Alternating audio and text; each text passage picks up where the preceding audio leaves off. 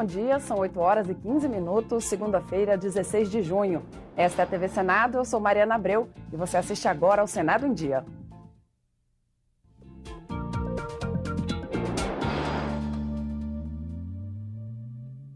Profissionais liberais como médicos, arquitetos e advogados poderão aderir ao regime de tributação simplificado, o Simples Nacional. É o que prevê um projeto de lei em análise no Senado. O Simples Nacional é um regime de arrecadação que unifica a cobrança de 8 impostos federais, estaduais e municipais para micro e pequenas empresas, com receita bruta anual de até R$ 3.600.000. As alíquotas variam de 16,93% a 22,45%. Desde 2006, quando foi criada a tributação menos burocrática, permitiu que mais de 8 milhões de empresários entrassem no mercado formal. Pelas regras em vigor, profissionais liberais não podem aderir ao Simples Nacional. Mas um projeto de lei em análise no Senado estende o benefício, por exemplo, a médicos, arquitetos e advogados. Os benefícios são muito grandes, tanto no sentido de simplificar a vida das pequenas empresas, quanto o de aumentar a abrangência da lei em relação a alguns segmentos que antes não eram beneficiados pelo Super Simples, pelo Simples Nacional, e agora passam a ser. A medida deve atrair mais 2 milhões de micro e pequenos empresários para o Simples Nacional. Um deles é o advogado trabalhista Jomar Moreno, sócio de um escritório de advocacia em Brasília. Isso é positivo porque isso facilita a vida do contribuinte, propicia a possibilidade das pequenas e médias empresas crescerem, contratar mais gente. Este contabilista elogia a iniciativa, mas defende uma redução da alíquota para atrair ainda mais empresários para o mercado formal. A gente tem que diminuir mais as alíquotas. A gente ainda tem uma carga tributária muito alta. Na medida que a gente tem mais pessoas, empresas contribuindo, a gente consegue diminuir carga tributária. A publicidade governamental em ano de eleição é permitida, mas existem restrições. Um projeto em análise na Comissão de Constituição e Justiça muda os limites para evitar o uso da máquina administrativa. A lei eleitoral é clara. Há limite para gastos com publicidade governamental em ano de eleição. É para evitar a promoção pessoal da imagem de presidente, governadores e prefeitos que são candidatos a um novo mandato. Um abuso que prejudica os concorrentes. A lei estabelece que a despesa com propaganda não pode ser maior do que a realizada no ano anterior ao da eleição. A senadora Maria do Carmo acha que é pouco e apresentou uma proposta prevendo que o gasto tem que ser a média dos 6 meses anteriores ao pleito. O relator na Comissão de Constituição e Justiça, senador Cássio Cunha Lima, mudou o texto. O agente público não pode gastar em publicidade no primeiro semestre do ano da eleição mais do que no primeiro semestre do ano anterior. Alguns integrantes da CCJ apoiam a proposta. Outros sugerem ampliar a restrição.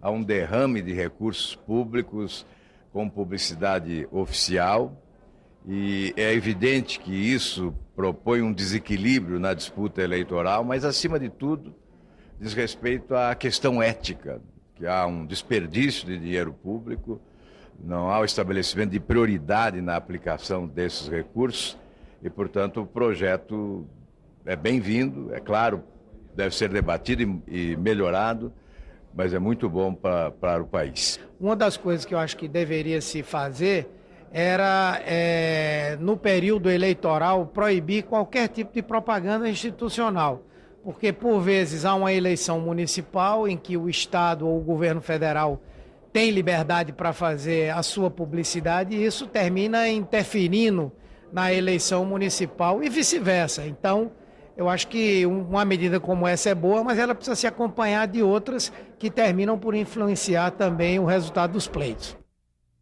O Senado analisa um projeto que libera o uso de inibidores de apetite. O texto suspende uma resolução da Anvisa. Esse é o tema da nossa entrevista desta segunda-feira.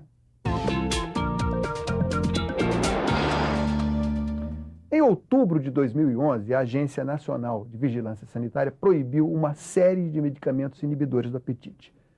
Neste momento, a Comissão de Constituição, Justiça e Cidadania está analisando um projeto que revoga essa proibição. Para conversar sobre esse tema, nós recebemos aqui no estúdio o Dr. Júlio César Ferreira Júnior. Bom, a Comissão de Constituição, Justiça e Cidadania analisa um projeto que vai contrário àquela iniciativa da Anvisa. A Anvisa proibiu porque achava que, certamente, que o uso indiscriminado de inibidores do apetite poderia causar mais malefícios do que benefícios aos pacientes. O que pensa a Sociedade de Endocrinologia e os médicos que no dia a dia lidam com o problema da obesidade? Com certeza. Como a obesidade hoje é uma pandemia, vamos dizer, que ela cresce exponencialmente a cada ano. Por exemplo, no Brasil a gente tem 50%, pelo menos metade dos pacientes estão acima do peso. Com essas restrições que a Anvisa fez desse ano, de 2011, o rol de medicações que nós podemos hoje lançar mão no tratamento da obesidade diminuiu bastante. De forma que essas medicações, sendo utilizadas de forma adequada, dentro de um tratamento individualizado e com acompanhamento, principalmente endócrino, contínuo e personalizado, com certeza vale a pena voltar para o mercado. O senhor acha que está havendo as pessoas recorrem indiscriminadamente também à cirurgia de redução do estômago? A cirurgia hoje é uma boa alternativa desde que indicada de forma correta. Mas é claro que o paciente, na angústia de ter um resultado rápido, ele acaba procurando muito mais o tratamento cirúrgico e até compreensível na medida que o tratamento medicamentoso hoje ele acaba tendo disponível poucas medicações no mercado. E com essas medicações seria possível evitar que vários casos chegassem até o ponto de precisar de cirurgia? Eu acho que o tratamento da obesidade por si só e a própria prevenção, né, da obesidade e do ganho de peso, ele com certeza vai diminuir o número de pacientes com obesidade severa, que são os pacientes candidatos realmente à cirurgia bariátrica. Então eu diria que sim. Esses medicamentos não são também medicamentos que vendidos indiscriminadamente podem causar sérios efeitos colaterais, sérios danos à saúde? O grande problema das anfetaminas e das medicações usadas no tratamento da obesidade é justamente isso. O paciente, ele, naquela necessidade, naquela urgência de emagrecer rápido, ele procura todos os tipos possíveis de tratamentos, sejam tratamentos prescritos por médico, seja algum tipo de digamos assim, cápsula milagrosa. E dentro desse contexto, você acaba tendo um uso, muitas vezes indevido ou incorreto, de algumas medicações, algumas misturas que vão fazer muito mais mal do que bem para o paciente. Ou seja, dentro do consultório, dentro do que mandam os livros, do que manda a clínica, dentro do que manda o proceder médico, do ponto de vista da ética, essas medicações que a Anvisa proibiu podem ser utilizadas sem qualquer dano para o paciente? Essa é a grande bandeira das sociedades, da Sociedade de Endocrinologia e Metabologia do Brasil hoje, porque nós sabemos que se esses pacientes tiverem uma abordagem correta, essas medicações têm o seu lugar no mercado sim, desde que feito da forma adequada e baseado nas evidências científicas que nós temos hoje.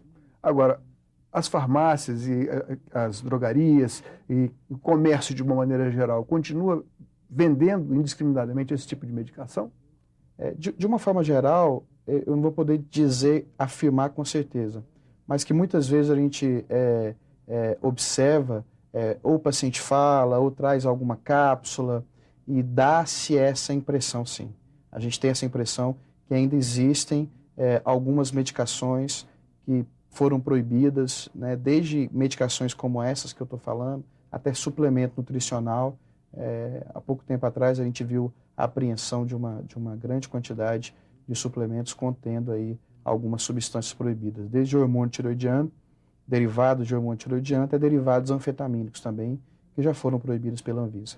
Daí o papel bastante relevante, né, da Anvisa, da vigilância sanitária dos estados e municípios. Bom, a proibição da Anvisa, que ainda está em vigor, está sendo revista agora, ela vai contra o interesse dos pacientes de obesidade, pacientes clínicos, aqueles que não querem chegar ao ponto de precisar Eu acho que de uma certa forma veio atrapalhar sim.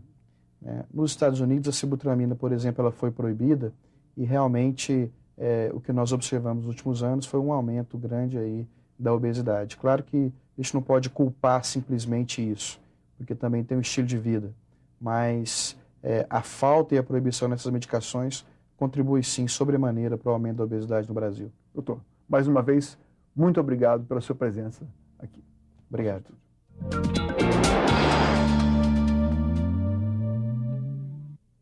Ficamos por aqui. No decorrer do dia, você acompanha outras informações nos boletins do Senado agora. Enquanto isso, continue assistindo a nossa programação.